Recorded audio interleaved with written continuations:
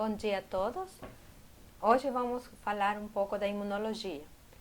Os conceitos básicos que vão nos servir para entender mais para frente as outras partes do sistema imune.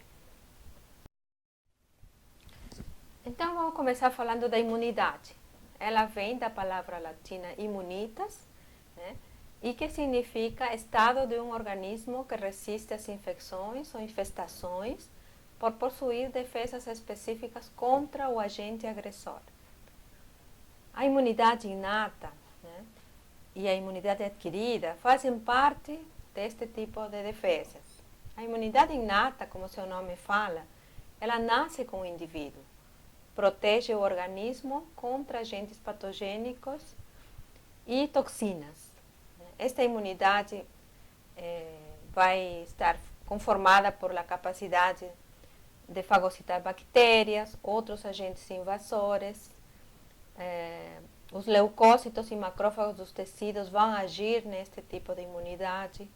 Inclui também a capacidade de secreções ácidas do estômago, as enzimas digestivas, ou as enzimas das lágrimas, da saliva, que estão prontas para destruir germes. Já a imunidade adquirida, ou também conhecida como adaptativa, ela é efetuada pelos linfócitos B e T, né, e ela vai sendo formada ao longo do tempo da nossa vida, conforme vamos tendo contato com os elementos estranhos. Estas células B e T, quando entram em contato com um antígeno específico, vão produzir uma resposta própria contra esse antígeno. Então aqui temos um esquema sobre a imunidade inata e a imunidade adquirida, que acontece quando um micro-organismo invade nosso corpo. A imunidade inata vai estar representada pelas barreiras da pele, os fagócitos vão atacar esse micro-organismo, as células NK, o complemento, que são elementos da imunidade que a gente vai estudar mais para frente. Já na imunidade adquirida, como falamos, né, os linfócitos B e os linfócitos T, que são leucócitos, vão agir, né, em cima do patógeno. Então, os linfócitos B vão produzir anticorpos que vão agir destruindo estes patógenos, e os linfócitos T, por sua vez, vão produzir substâncias químicas e eliminar estas substâncias para destruir as células invadidas pelos micro-organismos. Então, quais são os componentes básicos do sistema imunológico? Temos vários tipos de células, sendo os mais importantes os leucócitos. Os tecidos estão formados pelos órgãos linfóides, as proteínas do soro, que são de dois tipos, os anticorpos ou imunoglobulinas, e o sistema complemento, que também é um conjunto de proteínas. Então, daqui para frente, vamos ir descrevendo cada um destes elementos. Aqui temos, então, uma tabela explicando quais são os elementos do sistema imune. As células, que podem ser fagócitos, células natural killer, mastócitos, basófilos e eosinófilos. Isso dentro da imunidade inata. E a imunidade adquirida? As células têm os linfócitos T, B, as células dendríticas ou apresentadoras de antígenos. Isto é, são as células que indicam para o organismo, para o sistema imune, que está entrando um elemento estranho no nosso organismo. E falando nos outros componentes, são as moléculas solúveis. Na imunidade inata temos o sistema complemento, as proteínas de fase aguda, citocinas, quimiocinas. E na imunidade adquirida temos os anticorpos, citocinas e quimiocinas também. Então vamos falar primeiro da imunidade inata, também conhecida como natural. É aquela imunidade com a qual já nascemos com o seu nome está indicando. E ela pode ser de duas linhas. A primeira linha de defesa, com componentes externos, principalmente componentes físicos. Nossa pele intacta, que é o maior órgão do corpo humano, ela nos defende da entrada dos diferentes micro-organismos. As membranas mucosas da região oral, faríngea, vaginal, intestinal, também são esse tipo de defesas. Os cílios, né? O reflexo da tosse. Quando estamos com algum elemento estranho no sistema respiratório, a tosse é um mecanismo pelo qual o organismo tenta eliminar esse elemento estranho. E também temos os componentes bioquímicos, as secreções, né? Entre elas o suor, as lágrimas, saliva, muco, que tem como componentes enzimas que vão dissolver a membrana externa dos patógenos. O pH da vagina, por ser ácido, e do estômago também, vão impedir a instalação de micro-organismos externos ou invasores. A segunda linha de defesa, temos os componentes internos, as células fagocíticas, isto é, aquelas células que englobam um micro-organismo e depois o digerem. Temos os macrófagos, os monócitos, os polimorfonucleares e as células NK, ou também conhecidas do inglês natural killer. Então, na imunidade natural, podemos ver aqui neste esquema, né? Fazendo um resumo, a pele, as lágrimas, a saliva, que também tem lisosomas, que dissolvem a parede celular das bactérias, por exemplo. A mucosa oral, que já tem, além das enzimas da saliva, tem uma microbiota normal, que impede a instalação de novos micro-organismos. As vias aéreas, com os cílios, né, nos tubos respiratórios, os pulmões, a pele intacta, também serve, como já falei, como barreira física, pelos ácidos graxos que compõem ela e impedem a instalação de micro-organismos. O epitélio ciliar dos pulmões, as vias aéreas, o muco que se forma nas vias aéreas, também é um mecanismo de defesa. O epitélio ciliar do aparelho digestivo está vibrando de forma constante para impedir a instalação de micro-organismos. E o intestino delgado, além do muco ciliar, tem a microbiota normal, isto é, os micro-organismos, leveduras e bactérias que impedem a instalação de micro-organismos que possam entrar com os alimentos. E a acidez da vagina, como já comentamos, ela impede a instalação de micro-organismos, e o jato urinário serve para lavar essa região no momento da micção. A imunidade adquirida, ou também conhecida como adaptativa, ela é um complemento da resposta inata. Ela se desenvolve de uma forma mais tardia, conforme vamos tendo contato com os elementos estranhos ao longo da nossa vida. No entanto, ela é específica. Para cada antígeno ou cada elemento estranho que nosso organismo encontra, vai formar uma resposta específica própria para esse micro-organismo. Por exemplo, a imunidade que desenvolvemos contra o vírus da gripe vai ser uma imunidade diferente da que desenvolvemos contra a malária. Ela é adquirida por contato com substância estranha, produz a síntese de anticorpos especializados, né?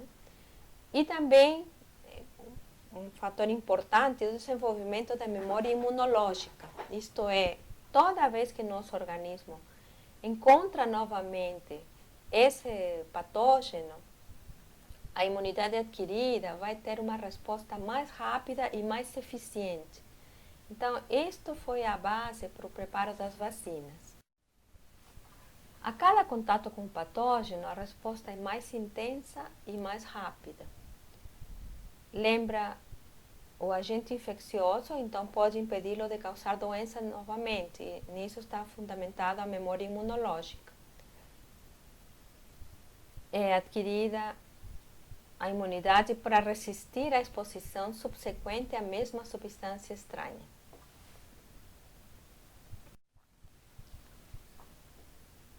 A terceira linha de defesa é a celular, né?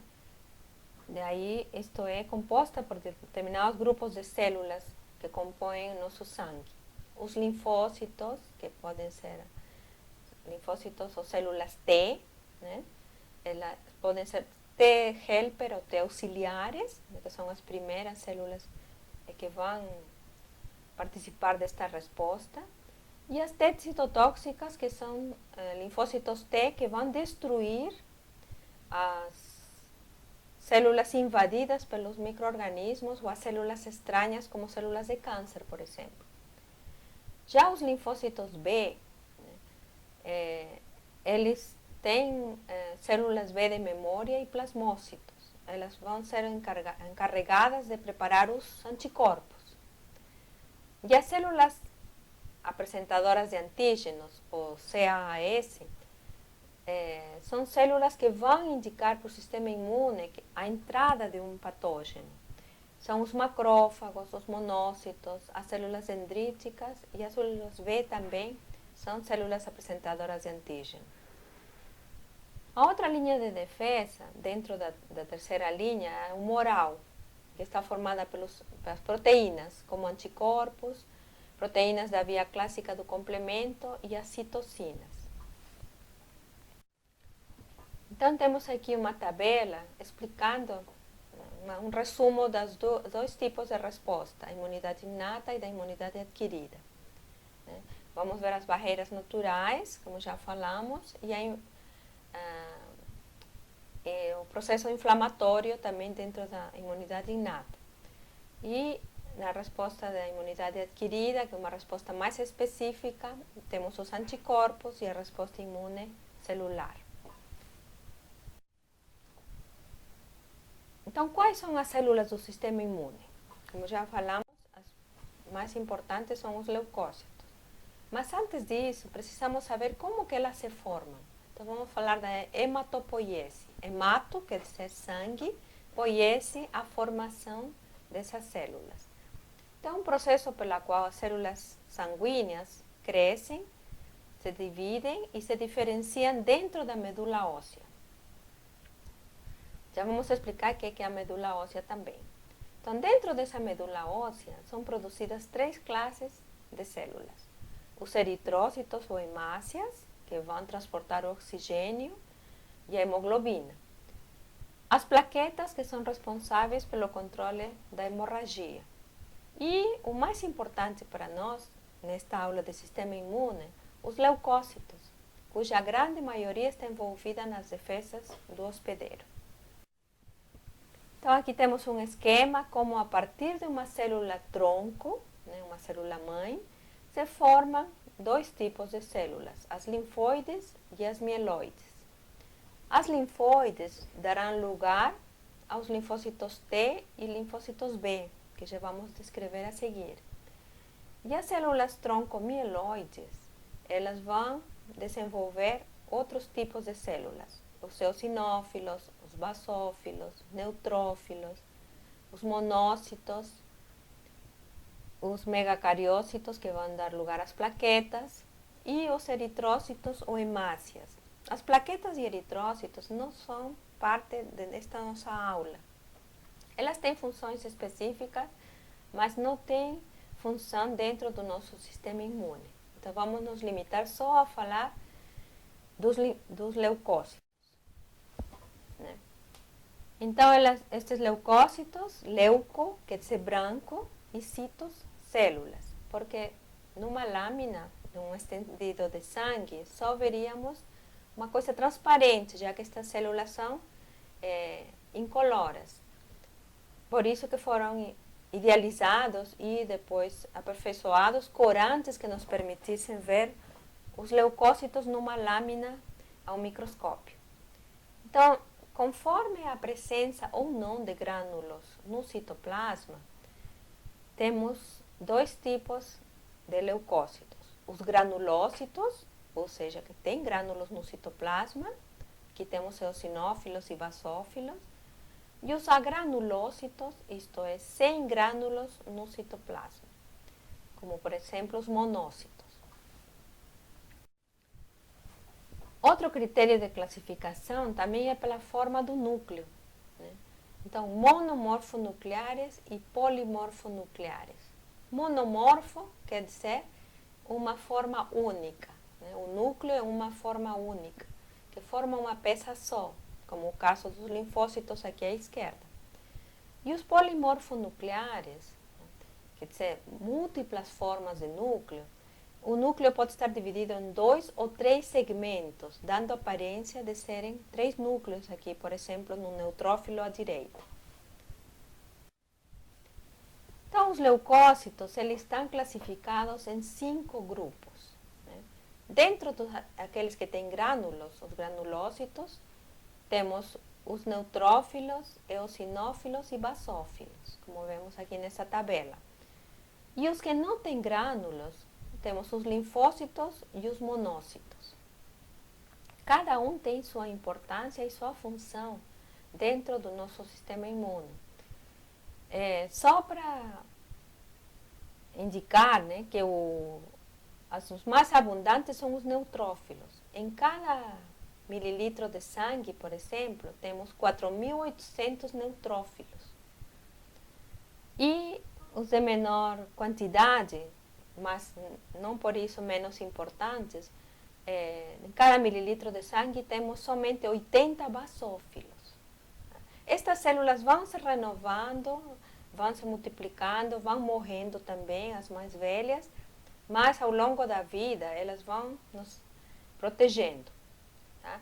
Então, os neutrófilos, principalmente a função deles é fagocitar elementos estranhos ao organismo, isto é, rodear, engolir e digerir elementos estranhos como bactérias, por exemplo. Já os eosinófilos, que têm um núcleo com 2 lóbulos ou 2 segmentos, né, fagocitam só alguns elementos e são notáveis a presença deles nos casos de alergias, parasitos intestinais, já dá uma pista ao aumento deles num exame de sangue. Os basófilos têm como função liberar heparina, que é um anticoagulante, histaminas, que são vasodilatadores, que são liberados nos processos alérgicos. Já os linfócitos, que têm um núcleo praticamente arredondado, muito condensado e ocupa quase toda a célula, né? São importantes porque têm funções de defesa.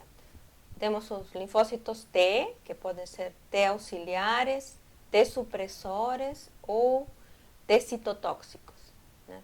Os auxiliares, como já falamos, são os que têm memória imunológica e são os que indicam a entrada de um patógeno, orientando os linfócitos B para produzir anticorpos. Os T supressores, eles têm uma função de regular a resposta imune, isto é, para evitar que a resposta seja contínua e tão intensa a ponto de prejudicar os nossos tecidos. E os linfócitos T citotóxicos, o nome já fala, eles eliminam substâncias químicas tóxicas que mudam a permeabilidade das células invasoras, né? Ou então também as células cancerosas e eliminam as células invadidas por vírus ou por bactérias. Os linfócitos B, que também têm um formato similar aos linfócitos T, são aqueles responsáveis pela produção de anticorpos para combater os antígenos invasores. São a segunda célula em maior proporção dentro de 1 ml de sangue. Temos 2.400 linfócitos por cada mililitro de sangue. Os monócitos têm uma característica do rim. O o núcleo parecer um rim, né? Ou uma ferradura. A função deles é fagocitar bactérias, vírus e fungos. Recebem o nome de monócitos quando eles estão dentro do sangue, né, circulante. Mas quando esses monócitos saem dos vasos sanguíneos e vão atingir os tecidos que estão sendo atacados ou são passando por um processo de lesão, esses monócitos mudam de nome e chamam macrófagos. Também são a terceira linha de células em proporção dentro de um ml de sangue. Aqui temos uma fotografia colorida, né, vistos ao microscópio. Né, o neutrófilo, um eosinófilo, os basófilos, linfócito e os monócitos com duas formas diferentes, mas sempre com uma forma de rim ou de ferradura. Então aqui também temos como esses leucócitos agem, né? Os linfócitos B e T principalmente. Então os linfócitos B, ao terem contato com um micro-organismo, vão produzir anticorpos. Estes anticorpos, sob substâncias químicas, vão neutralizar o organismo, facilitando a fagocitose por parte dos monócitos ou macrófagos. Os linfócitos T auxiliares vão reconhecer um antígeno ou uma substância estranha e vão apresentar, né, para outras células, como os macrófagos, células inflamatórias, e os linfócitos T e B que vão acabar eliminando este patógeno. Os linfócitos T citolíticos ou citotóxicos vão diretamente agir em cima das células já infectadas por vírus ou por bactérias, destruindo estas células para evitar que esses micro-organismos escapem dessas células e vão invadir células sadias. E as natural killer ou NK têm a mesma função dos linfócitos T citotóxicos, destruindo as células já infectadas. Então aqui temos um esquema também do estágio de vida dos linfócitos. Os linfócitos B e T passam por estágios de células virgens, células efetoras e também viram células de memória. Né? E em cada estágio vão ter uma função. Em alguns casos, como os linfócitos B, né, eles vão ter uma longa duração por anos, né, das células de memória. Tá? Aqui temos um esquema indicando como que os fagócitos, né, para explicar a fagocitose, o que acontece quando temos uma ferida na pele, por exemplo. Uma farpa de madeira penetra na nossa pele, causando um ferimento. As bactérias que estão na pele ou junto com essa farpa penetram nas camadas mais profundas da pele e vão provocar a liberação de mastócitos, né? Que por sua vez liberam histamina. E aí vai agir em cima das bactérias. A histamina vai produzir uma dilatação dos vasos sanguíneos, os neutrófilos e monócitos, né, que são células fagocíticas, vão sair do vaso sanguíneo por um mecanismo chamado diapédese e vão atingir as bactérias, matando elas por um processo de englobamento e digestão.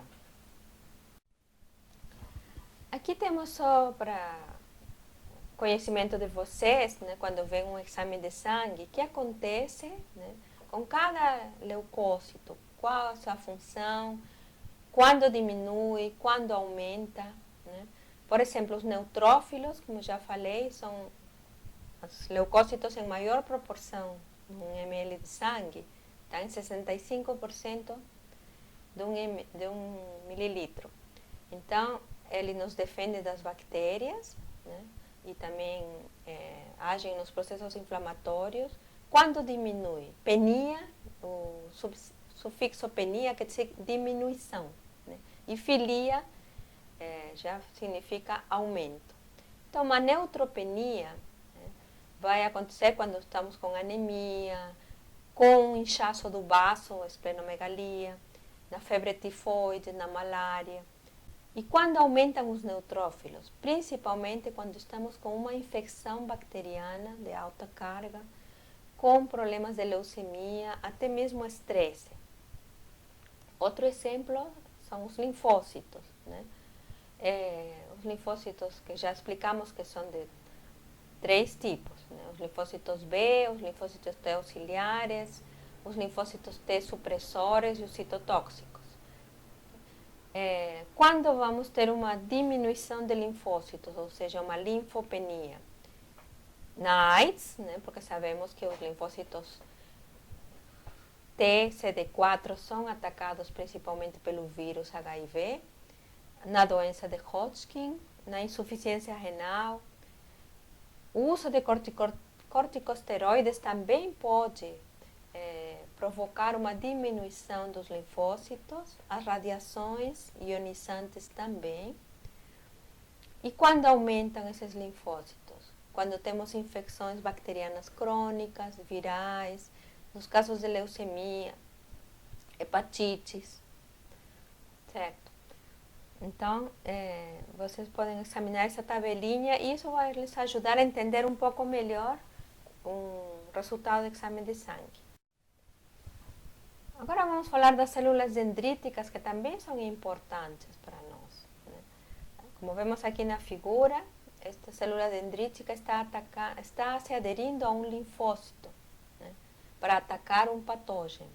Então, são células apresentadoras de antígeno, isto é, são as primeiras células que indicam ao sistema imune que temos uma substância estranha dentro do nosso organismo.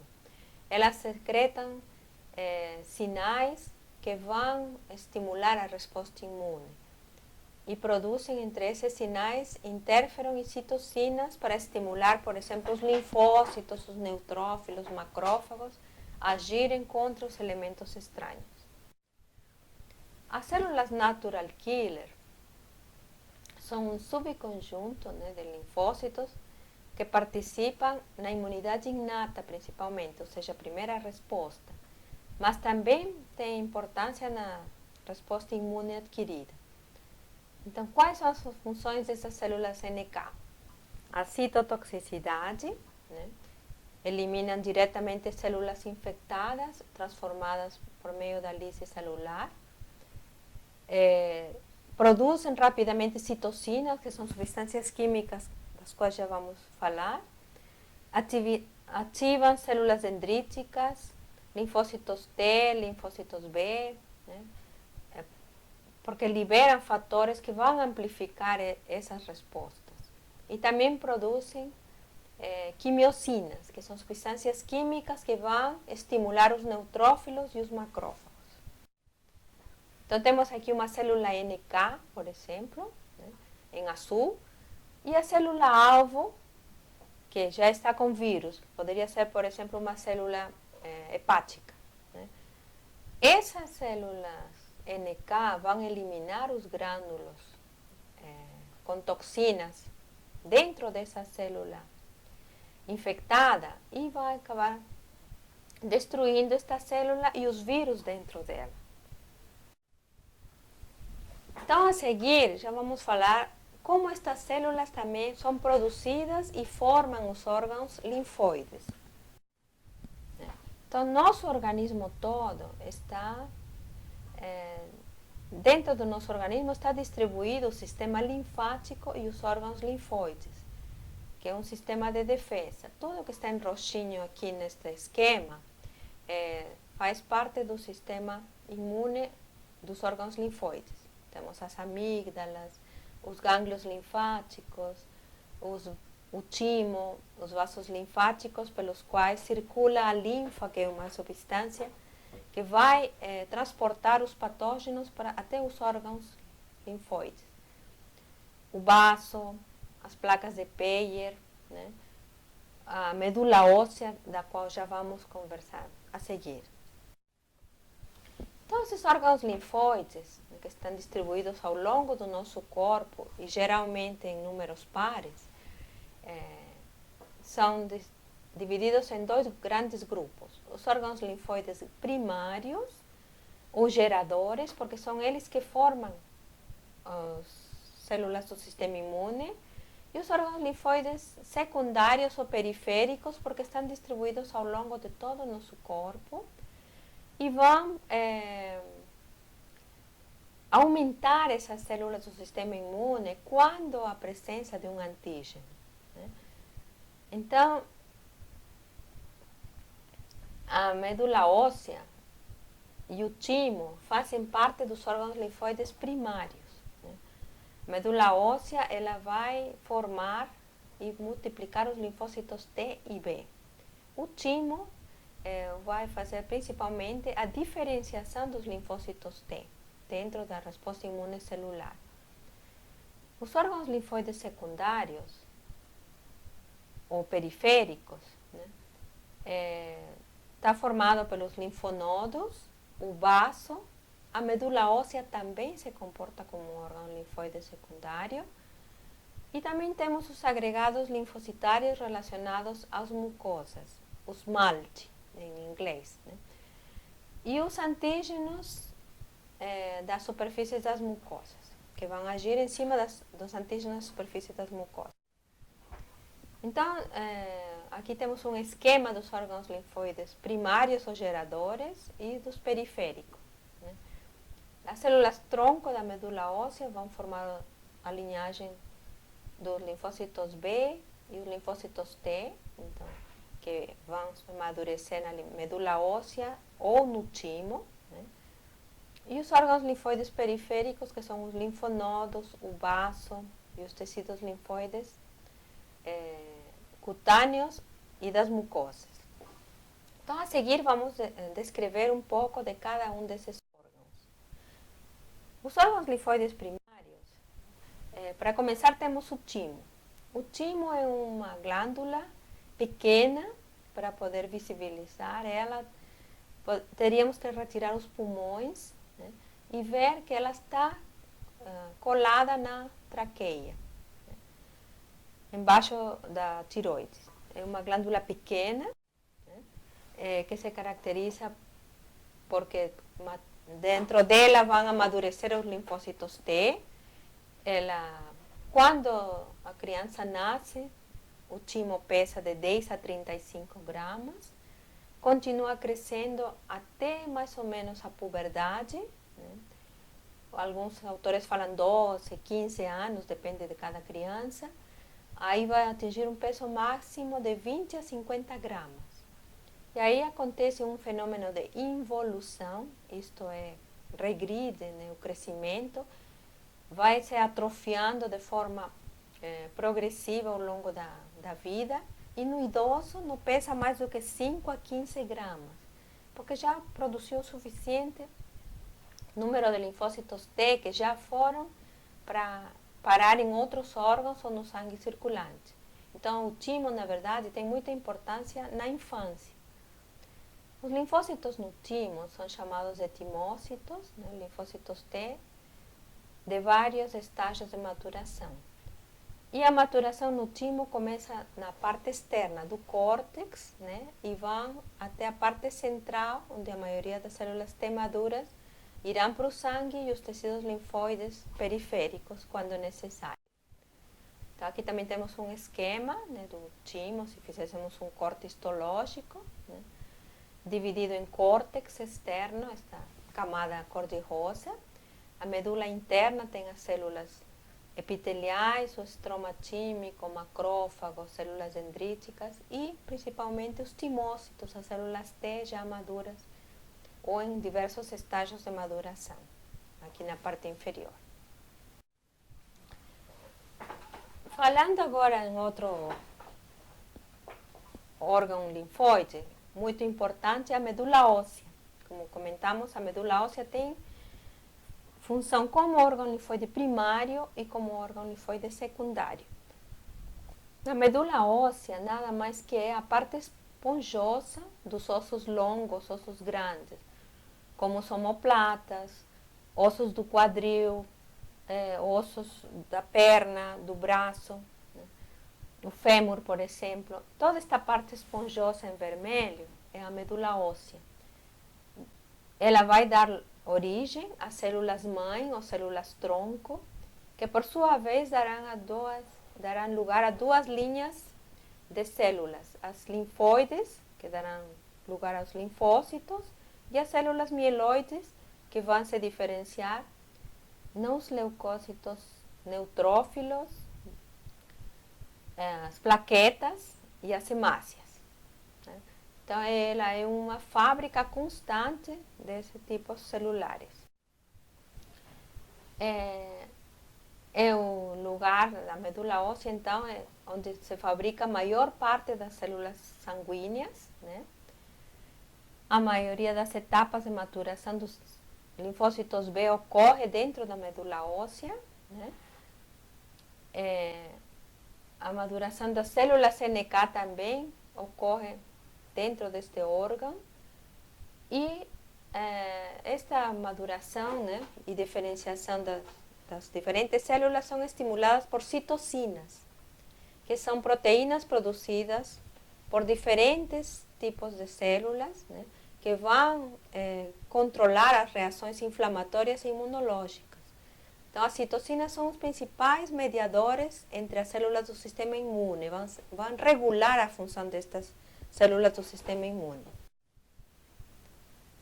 Agora, os órgãos linfóides secundários, né, são de três tipos. Os linfonodos, né, que também são conhecidos como gânglios linfáticos, como podemos ver neste esquema, eles estão distribuídos em números pares ao longo do nosso corpo, pela nossa simetria bilateral, né, e estão sempre embaixo da pele, prontos para nos proteger de qualquer agressão na pele, em diversas partes do corpo.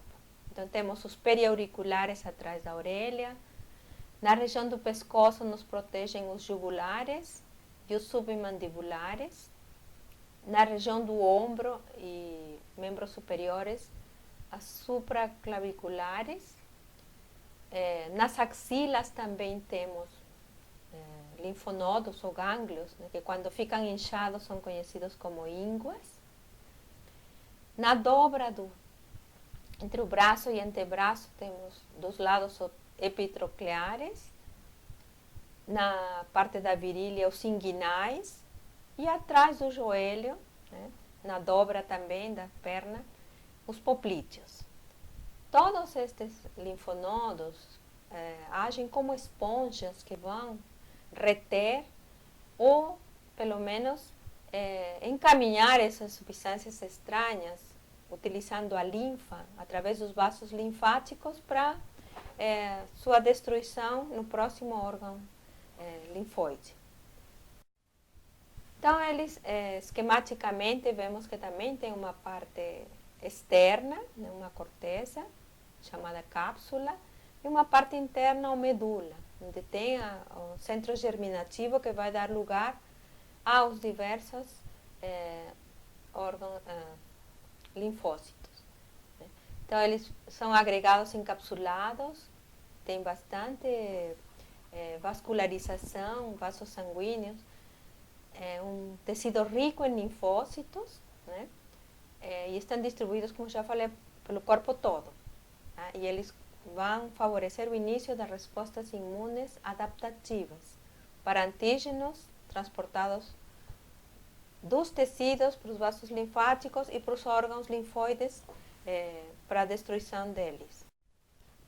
Então, aqui temos um esquema como os linfócitos T migram dentro do linfonodo, né, através das artérias e dos vasos endoteliais, para o gânglio linfático, depois via vasos sanguíneos vão para o tecido periférico até atingir um órgão linfóide onde será processado esse elemento estranho. Outro grupo importante de órgãos linfóides são os agregados linfocitários associados à mucosa respiratória, conhecidos como BALT, né, do inglês Bronchial Associated Lymphoid Tissue.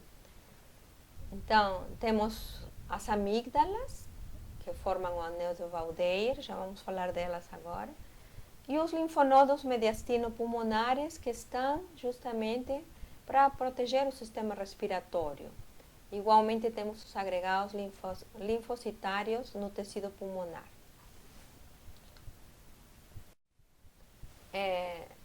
Entre os agregados linfocitários associados à mucosa digestiva, temos as amígdalas. As amígdalas, na verdade, são 6.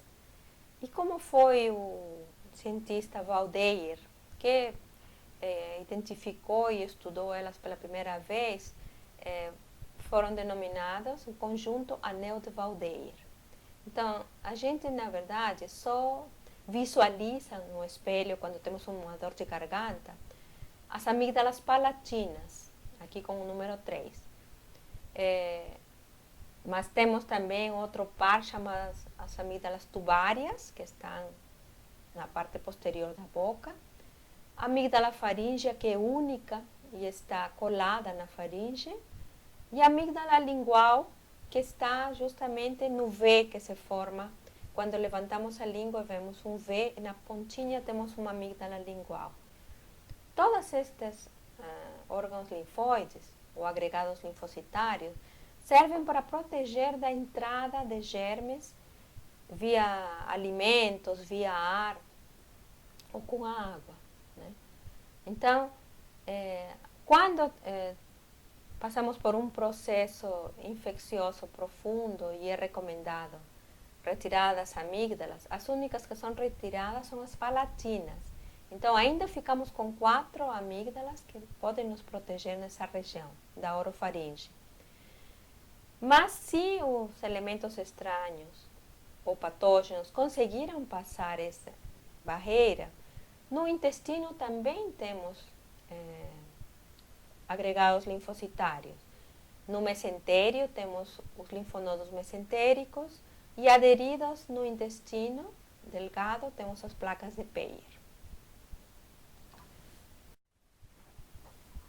Por último, o baço é um órgão único, né? Um órgão linfóide único, secundário também, mas importante por ser um filtro de nosso organismo. Ele é atravessado por vasos sanguíneos e vasos linfáticos, então ele faz a filtragem do sangue, retendo e eliminando muitos patógenos. Então temos a parte da polpa vermelha, aqui no centro, que é formada pelos hemácias e vasos sanguíneos. A polpa branca rica em linfócitos, principalmente linfócitos B, né? E como já les falei, é atravessado por veias e artérias. Outra função do vaso, além de agir dentro do sistema imune, é eliminar as hemácias velhas, as hemácias que vão se multiplicando, vão envelhecendo. Então, ele vai eliminar também essas hemácias. É um órgão altamente vascularizado, pesa no máximo 150 gramas num adulto, tá? Como já falei, está formado pela polpa vermelha, a polpa branca e recoberto por uma cápsula. Como já falei também, retira as hemácias, né, lesionadas ou envelhecidas. E quando perdemos o baço, o que acontece? Podemos perder o baço por um acidente, uma agressão, né, ou um câncer. Então, essas pessoas já ficam muito suscetíveis a infecções por bactérias encapsuladas, por exemplo, os meningococos. Porque como o vaso é rico em linfócitos B, esses linfócitos são muito importantes no ataque para este tipo de bactérias. Já a função de eliminação de hemácias velhas passa a ser feita pelo fígado. Então, essa função não ficaria comprometida. Essas pessoas que perdem o baço, elas têm que ter uma vida mais cuidadosa, no sentido de estar com as vacinas em dia, muitas vezes precisam tomar antibióticos como uma prevenção para infecções, evitar lugares de muita aglomeração ou visitar pessoas com doenças infecciosas. Então aqui temos um esquema do vaso, né? Temos a polpa vermelha rica em hemácias, né? A vascularização, né, das artérias e as veias, e a parte da polpa branca, né, chamada zona de células B, onde temos linfócitos B, e também na parte central os linfócitos T, né, que também se multiplicam no caso da presença de antígenos. Então podemos observar que o vaso é um órgão importante também, mesmo sendo um órgão linfóide secundário, e único, muito importante na proteção do nosso sistema imune.